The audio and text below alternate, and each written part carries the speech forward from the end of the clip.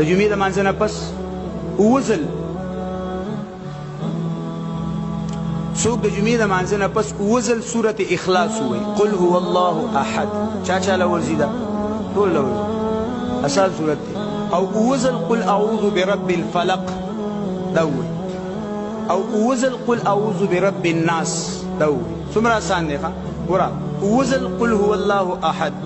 اوزل قل اعوذ برب الفلق اوزل قل اعوذ برب الناس دا چې څوک د جمعې د مانځه نه پس ووایي الله جل جلاله به را روانې جمعې پورې به الله دا د هر قسمه ګناه نه به الله ساتي کومه غټه خبره ده او الله جل جلاله بدله د داسې ځای نه رزق ورکوي چې د ده په وهم او ګمان کې به او که دا مقروض وي د غر برابر قرضونه په ده باندې الله به په ټول قرضونه به الله د ده ختم د دې پابندي به څوک کوي ټیک ده یو بله وظیفه ده تفیان په دې ګوتو باندې درې دې ځل د دې مانځه نه پس سبحان الله درې دې ځل الحمدلله څلور دې ځل الله اکبر